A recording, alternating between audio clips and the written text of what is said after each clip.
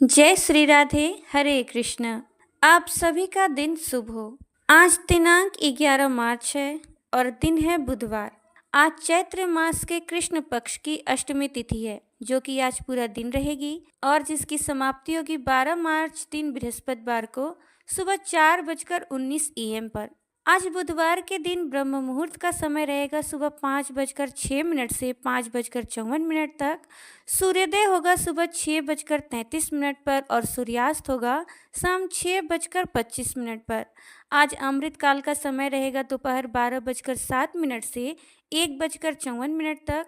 आज ज्येष्ठा नक्षत्र रात 10 बजे तक रहेगा और बाद में मूल नक्षत्र प्रारंभ हो जाएगा। राहु काल का समय रहेगा दोपहर 12 बजे से 1:30 तक। आज चैत्र मास की कथा सुनने से पहले सुनिए घर में सुख समृद्धि और अन्न धन के भंडार भर देने वाली सीता माता की कहानी।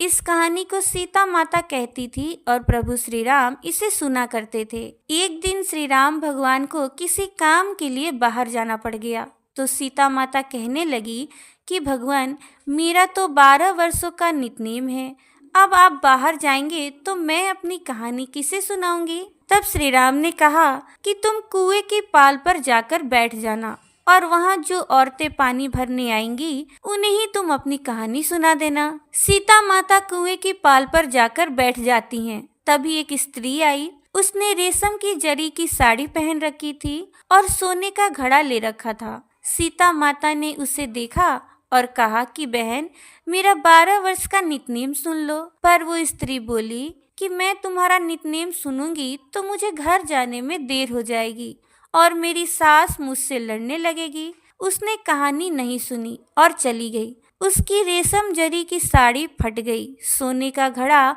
मिट्टी के घड़े में बदल गया। सास ने देखा तो पूछा कि ये किसका दोष अपने सिर लेकर आ गई हो। तब बहू ने कहा कि कुएं पर एक औरत बैठी थी, उसने कहानी सुनने के लिए कहा, लेकिन मैंने सुनी नहीं, शायद ये उसी का फल मिला है मुझे। बहू की बात सुनकर अगले दिन वही साड़ी और घड़ा लेकर सास कुएं की पाल पर गई। सास को वही माता सीता बैठी मिली, तो माता सीता ने कहा कि बहन, मेरी कहानी सुन लो। सास बोली कि एक बार छोड़ो, मैं तो 4 बार कहानी सुन लूंगी। तब सीता माता कहने लगी, राम आए लक्ष्मण आए, देश के पुजारी आए, नित नेम का नियम लाए, आओ राम बैठो राम, तपी रसोई जियो राम, माखन मिश्री खाओ राम, दूध बतासा पियो राम, सूत के पल का मोठो राम, साल दुसाला पोठो राम, साल दुसाला ओढ़ो राम, जब बोलू जब राम ही राम, राम संवारे सबके काम, खाली घर भंडार भरेंगे, सबका बेड़ा पार करेंगे, श्री राम जय जय राम। कहानी सुनने के बाद सास बोली कि बहन, कहानी तो बहुत अच्छी लगी। कहानी सुनकर सास घर चली गई और उसकी साड़ी फिर से रेशम की जरी की बन गई और मिट्टी का घड़ा भी फिर से सोने के घड़े में बदल गया। बहू कहने लगी, सासू माँ, आपने ये सब कैसे किया। तब सास ने कहा कि बहू, तू दोष लगा के आई थी और मैं अब दोष उतार कर आ रही हूँ। बहू ने फिर पूछा कि वो कुएं वाली स्त्री कौन है।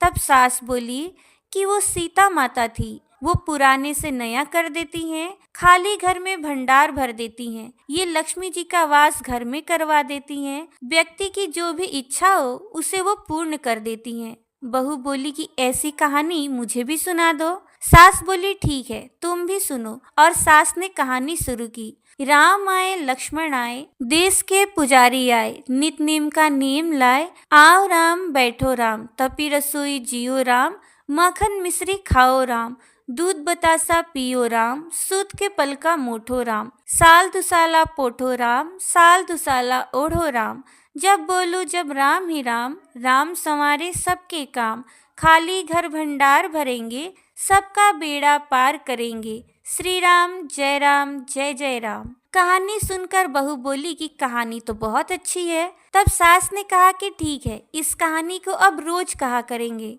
अब सास बहू रोज सवेरे उठती, नहाती धोती और पूजा करने के बाद नित नेम की सीता की कहानी कहती।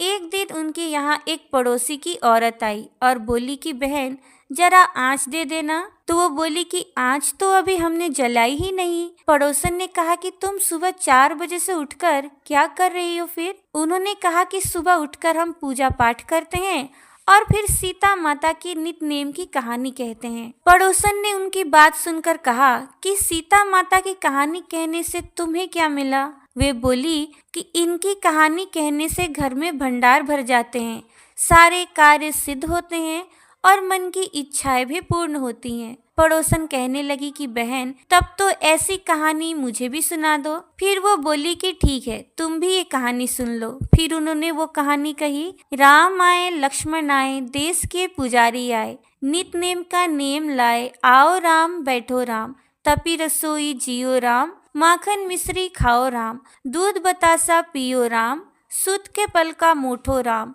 साल दुसाला पोठो राम, साल दुसाला ओढ़ो राम, जब बोलूं जब राम ही आए, राम संवारे सबके काम, खाली घर भंडार भरेंगे, सबका बेड़ा पार करेंगे, श्री राम जय जय राम। सारी कहानी सुनने के बाद पड़ोसन कहने लगी, बहन कहानी तो मुझे बहुत अच्छी लगी। अब वो पड़ोसन भी नित्य सीता माता की कहानी कहने लगी। कहानी कहने से सीता माता ने पड़ोसन के भी भंडार भर दिए। देखते ही देखते अब तो पूरे मोहल्ले में नित्य नेम की कथा चल पड़ी और हर किसी की मनोकामनाएं भी पूर्ण होने लगी। हे सीता माता, जैसे आपने उनके भंडार भरे वैसे ही आप हमारे भी भंडार भरना, कहानी सुनने वाले के भी और कहानी कहने वाले के भी। प्रेम से बोलिए माता सीता की जय। अब सुनिए आज का अध्याय।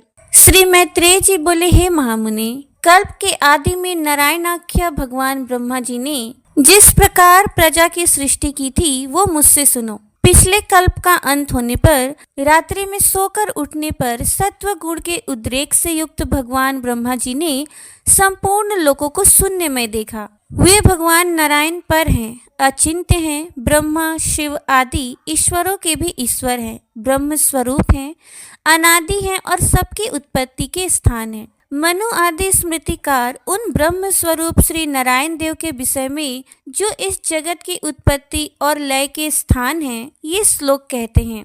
नर अर्थात पुरुष भगवान पुरुषोत्तम से उत्पन्न होने के कारण जल को नार कहते हैं। वो नार अर्थात जल ही उनका प्रथम आयन यानी कि निवास स्थान है, इसलिए भगवान को नारायण कहा जाता है। संपूर्ण जगत जलमय हो रहा था, इसलिए प्रजापति ब्रह्मा जी ने अनुमान से पृथ्वी को जल के भीतर जान उसे बाहर निकालने की इच्छा से एक दूसरा शरीर धारण किया।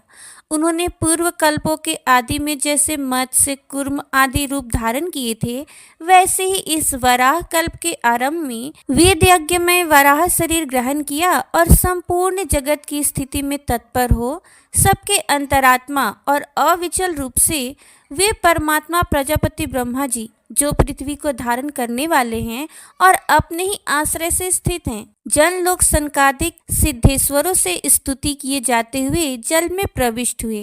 तब उन्हें पाताल लोक में आए देख देवी वसुंधरा अति भक्ति विनम्र हो उनकी स्तुति करने लगी। पृथ्वी बोली, हे शंख चक्र गदा पद्म धारण करने वाले कमल नयन भगवान, आपको नमस्कार है। आज आप इस पाताल तल से मेरा उद्धार कीजिए। पूर्व काल में आप ही से मैं उत्पन्न हुई थी। हे जनार्दन, पहले भी आपने ही मेरा उद्धार किया था और हे प्रभु, मेरे तथा आकाश आदि अन्य सब भूतों के भी आप ही उपादान कारण हैं। हे परमात्मा स्वरूप, आपको नमस्कार है। हे पुरुषात्मन, आपको नमस्कार है। हे प्रधान कारण और व्यक्त अर्थात कार्य रूप, आपको नमस्कार है। हे काल स्वरूप, आपको बारंबार नमस्कार है। हे प्रभु, जगत की सृष्टि आदि के लिए ब्रह्मा विष्णु और रुद्र रूप धारण करने वाले आप ही संपूर्ण भूतों की उत्पत्ति पालन और नाश करने वाले हैं और जगत के एकार्णव रूप अर्थात जलमय हो जाने पर हे गोविंद सबको भक्षण कर अंत में आप ही मनीषी जनों द्वारा चिंतित होते हुए जल में शयन करते हैं। हे प्रभु, आपका जो परतत्व है उसे तो कोई भी नहीं जानता, अतः आपका जो रूप अवतारों में प्रकट होता है उसी की देवगण पूजा करते हैं। आप परब्रह्म की ही आराधना करके मुमुक्षु जन मुक्त होते हैं। भला वासुदेव की आराधना किए बिना कौन मोक्ष प्राप्त कर सकता है प्रभु? मन से जो कुछ ग्रहण अर्थात संकल्प किया जाता है, चक्षु आदि इंद्रियों से जो कुछ ग्रहण अर्थात विषय करने योग्य है, बुद्धि द्वारा जो कुछ विचारणीय है, वो सब आपका ही रूप है। हे प्रभु, मैं आप ही का रूप हूँ, आप ही के आश्रित हूँ और आप ही के द्वारा रची गई हूँ तथा आप ही की शरण में हूँ। इसलिए लोक में मुझे माधवी भी कहते हैं। हे संपूर्ण ज्ञान में, हे स्थूल में, हे अव्यय, आपकी जय हो। हे अनंत, हे अव्यक्त, हे व्यक्तमय प्रभु, आपकी जय हो। हे परापर स्वरूप, हे विश्वात्मन, हे यज्ञपति, हे अनग, आपकी जय हो। हे प्रभु, आप ही यज्ञ हैं, आप ही वषटकार हैं, आप ही ओमकार हैं और आप ही आहवनी आदि अग्नियां हैं। हे हरे, आप ही वेद वेदांग और यज्ञ पुरुष हैं तथा सूर्य आदि ग्रह तारे नक्षत्र और संपूर्ण जगत भी आप ही हैं। हे पुरुषोत्तम, हे परमेश्वर, मूर्त अमूर्त, दृश्य अदृश्य तथा जो कुछ मैंने कहा है और जो नहीं कहा वो सब आप ही हैं, अतः आपको नमस्कार है, बारंबार नमस्कार है। श्री पराशर जी बोले, पृथ्वी द्वारा इस प्रकार स्तुति किए जाने पर सामस्वर ही जिनकी ध्वनि है, उन भगवान धरणीधर ने घर घर शब्द से गर्जना की। फिर विकसित कमल के समान नेत्र वाले उन महावराह ने अपनी दाढ़ों से पृथ्वी को उठा लिया और वे कमल दल के समान श्याम तथा नीलाचल के सदृश विशालकाय भगवान रसातल से बाहर निकले। निकलते समय उनके मुख के श्वास से उछलते हुए जल ने जनलोक में रहने वाले महातेजस्वी और निष्पाप सनंदन आदि मुनीश्वरों को भिगो दिया। जल बड़ा शब्द करता हुआ उनके खुरों से विदीर्ण हुए रसातल में नीचे की ओर जाने लगा और जनलोक में रहने वाले सिद्धगण उनके श्वास वायु से विक्षिप्त होकर इधर उधर भागने लगे। जिनकी कुक्षी जल में भीगी हुई है, वे महावराह जिस समय अपने वेदमय शरीर को कपाते हुए पृथ्वी को लेकर बाहर निकले, उस समय उनकी रोमावली में स्थित मुनिजन स्तुति करने लगे। उन निशंक और उन्नत दृष्टि वाले धराधर भगवान की जनलोक में रहने वाले सनंदन आदि योगीश्वरों ने प्रसन्न चित्त से अति नम्रता पूर्वक सिर झुकाकर इस प्रकार स्तुति की। हे ब्रह्मादि ईश्वरों के भी परम ईश्वर, हे केशव, हे शंख गदाधर, हे खड़ग चक्रधारी प्रभु, आपकी जय हो।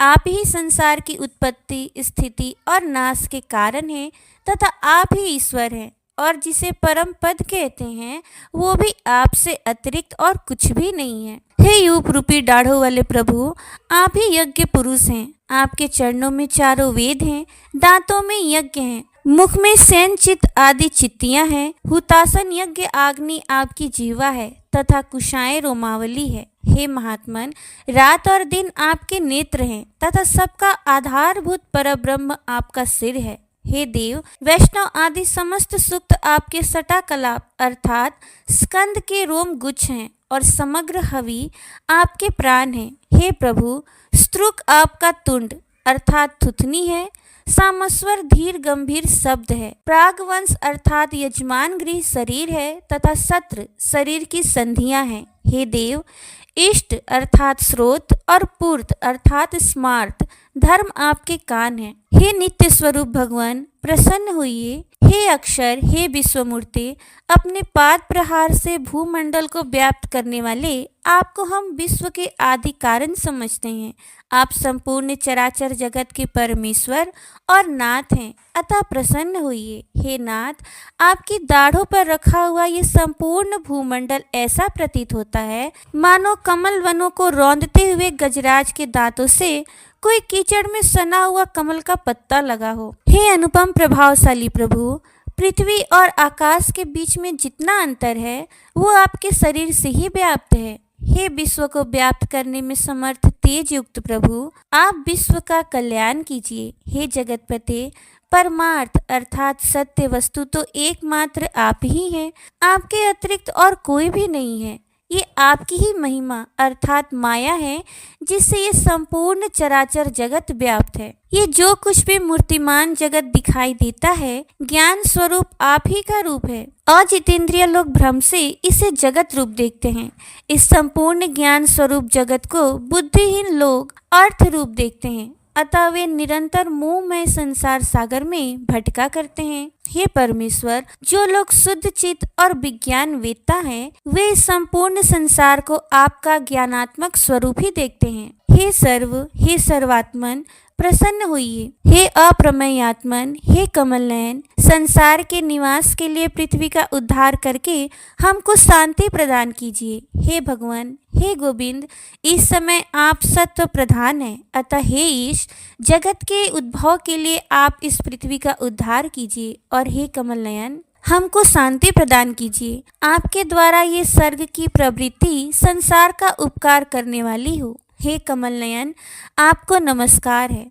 आप हमको शांति प्रदान कीजिए प्रभु। श्री पराशर जी बोले, इस प्रकार स्तुति किए जाने पर पृथ्वी को धारण करने वाले परमात्मा वराह जी ने उसे शीघ्र ही उठाकर अपार जल के ऊपर स्थापित कर दिया। उस जल समूह के ऊपर वो एक बहुत बड़ी नौका के समान स्थित है और बहुत विस्तृत आकार होने के कारण उसमें डूबती नहीं है। फिर उन अनादि परमेश्वर ने पृथ्वी को समतल कर उस पर जहाँ तहाँ पर्वतों को विभाग करके स्थापित कर दिया। सत्य संकल्प भगवान ने अपने अमोघ प्रभाव से पूर्व कल्प के अंत में दग्ध हुए समस्त पर्वतों को पृथ्वी तल पर यथा स्थान रच दिया।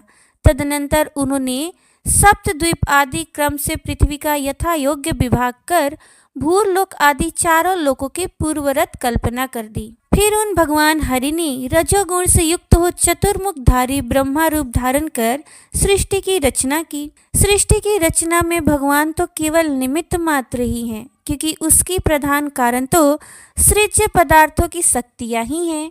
हे तपस्वियों में श्रेष्ठ मैत्रेय, वस्तुओं की रचना में निमित्त मात्र को छोड़कर और किसी बात की आवश्यकता भी नहीं है, क्योंकि वस्तु तो अपनी ही परिमाण शक्ति से वस्तुतः स्थूल रूपता को प्राप्त हो जाती है। तो प्रिय श्रोताओं, आज का अध्याय यहीं पर समाप्त हुआ। अब सुनिए श्री हित 84 जी का पाठ। अति ही अरुण तेरे नैन नलिनरी, आलस जूत इतरात रंग मगे, भय निसी जागर मखीन मलिनरी, शिथिल पलक में उठत गोलक गति, बिंधयो मोहन मृग सकत चली नरी।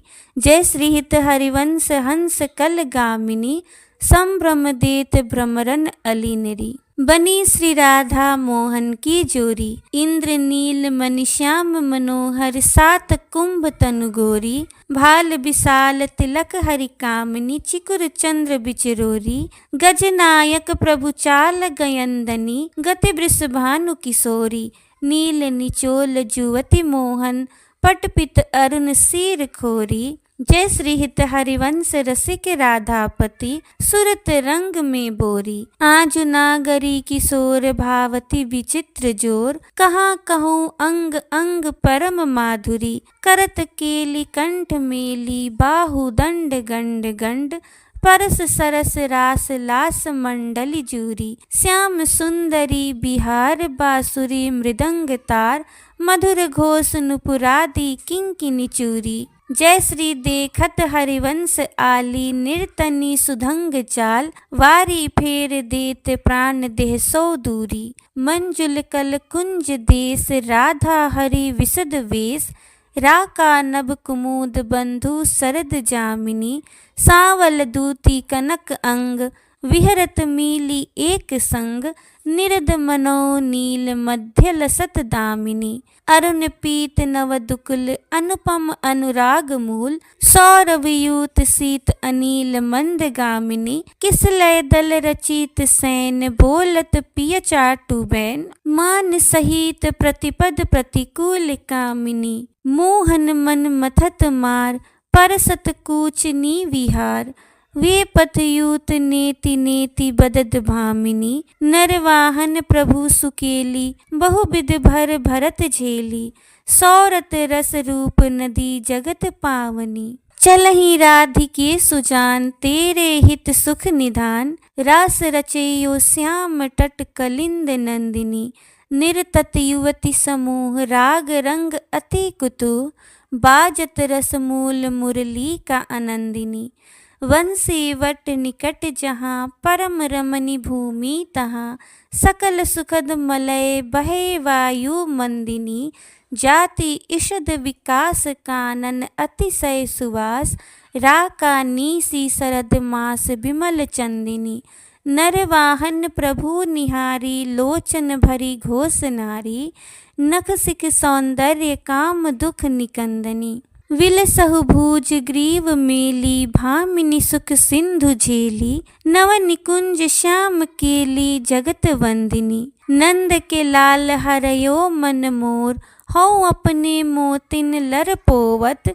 कांकर डारि गयो सखी भोर बंक बिलोकनि चाल छबीली। रसिक शिरोमणि नंद किशोर कहीं कैसे मन रहत श्रवण सुनी। सरस मधुर मुरली की घोर इंदु गोविंद वदन के कारण चितवन को भय नैन चकोर। जय श्री हित हरिवंश रसिक रस जुवती तू लय मिली सखी प्राण अकोर। अधर अरुण तेरे कैसे कै दुराऊं रवि शशि शंख भजन कियो अपवस।